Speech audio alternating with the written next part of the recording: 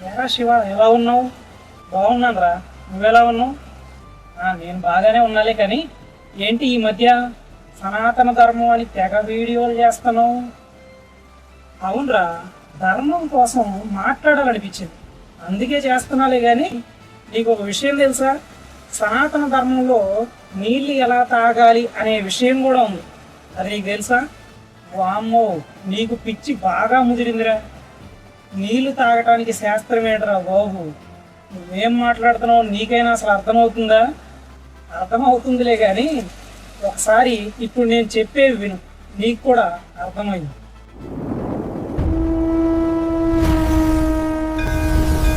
ధర్మ సంవాదం. అందరికీ నమస్కారం. ధర్మ సంవాదం యూట్యూబ్ ఛానల్కి అందరికీ స్వాగతం. సనాతన ధర్మంలో మంచినీళ్ళు ఎలా తాగాలో కూడా చెప్పిందా అని చెప్పి కొందరు అడుగుతూ ఉంటారు.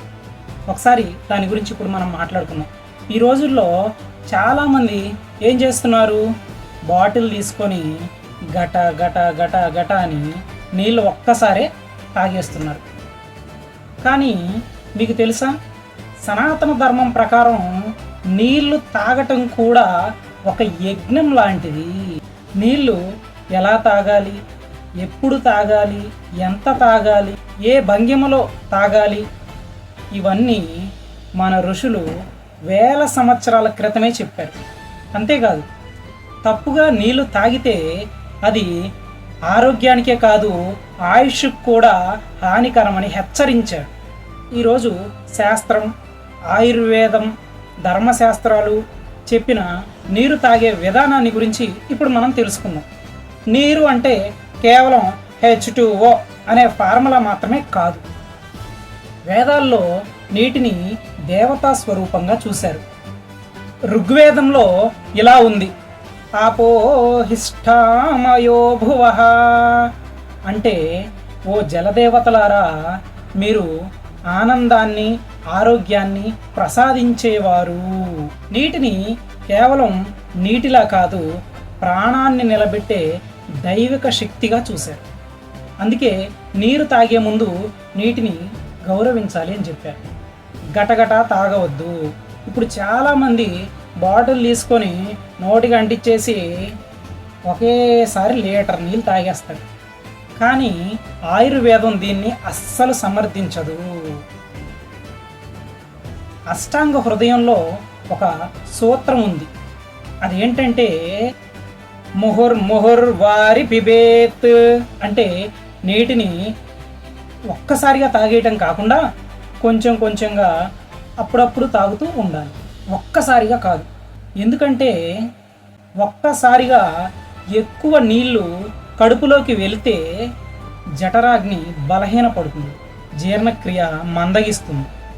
అందుకే పెద్దలు కూడా ఒక సామెత చెప్పేవారు, నీళ్లు నములుతున్నాడు అని.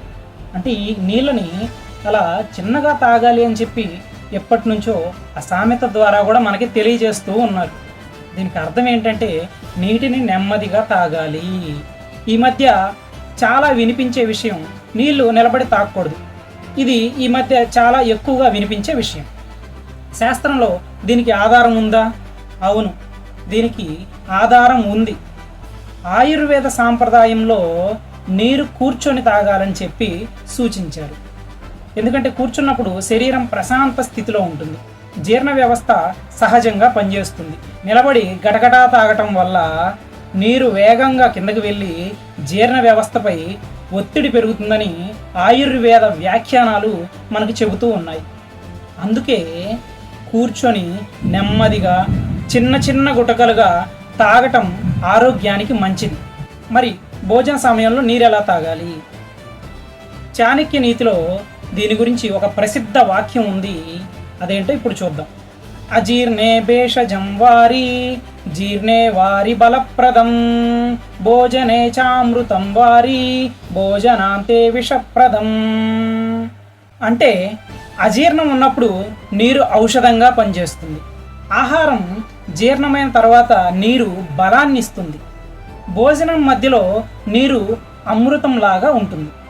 కానీ భోజనం పూర్తయ్యాక వెంటనే అధికంగా నీరు తాగితే అది విషంతో సమానం. ఇక్కడ విషం అంటే నిజంగా విషం కాదు, జీర్ణక్రియకు ఆటంకం కలిగిస్తుంది అని భావం. భోజనం ముగిసిన వెంటనే 1 లీటర్ నీళ్లు తాగేయటం కాకుండా కొంచెం కొంచెమే తాగాలని చెప్పి శాస్త్రం చెబుతూ ఉంది. ఉదయం లేవగానే నీరు తాగాలి. ఆయుర్వేదంలో దీనిని ఉషఃపానం అంటారు. ఉదయం సూర్యోదయానికి ముందు లేదా తరువాత ఖాళీ కడుపుతో నీరు తాగటం చాలా మంచిదని మన పూర్వీకులు చెప్పారు. అష్టాంగ హృదయంలో కూడా ఉషఃపాన మహిమ వివరించబడింది. దీనివల్ల మలబద్ధకం తగ్గుతుంది, శరీర శుద్ధి జరుగుతుంది, జీర్ణక్రియ చురుకుగా ఉంటుంది. మన పూర్వీకులు ఎందుకు రాగి పాత్రలు వాడేవాళ్ళు? కేవలం సాంప్రదాయం కోసం కాదు. ఆయుర్వేదం ప్రకారం రాత్రంతా రాగి పాత్రలో నిల్వ చేసిన నీరు త్రిదోషాలను సమతుల్యం చేయడంలో సహాయపడుతుంది అని భావించారు. అందుకే ఇంట్లో పెద్దలు రాగి చెంబులో నీళ్లు పెట్టి ఉదయం తాగేవాళ్ళు. మన సంస్కృతిలో నీటిని తాగే ముందు కూడా మనసులో నీటిని నమస్కరించేవాళ్ళు. ఎందుకంటే నీరు లేకుండా మన జీవనం అసాధ్యం. అథర్వణ వేదంలో జల మహిమ గురించి అనేక మంత్రాలు ఉన్నాయి.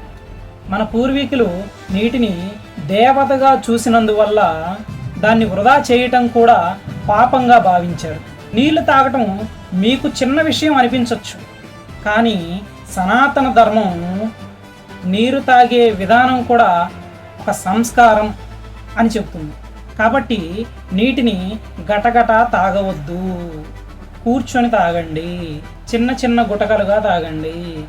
భోజనం మధ్యలో లీటర్ల నీరు తాగేయకుండా కొంచెం కొంచెంగా మితంగా తాగండి. ప్రతిరోజు ఉదయం ఉషఃపానం చేయండి. నీటిని దేవతా స్వరూపంగా భావించండి. నీటిని వృధా చేయకండి. మన ఋషులు చెప్పిన ఈ చిన్న నియమాలు పాటిస్తే శరీరం ఆరోగ్యంగా ఉంటుంది, మన ఆచారం కూడా నిలుస్తుంది.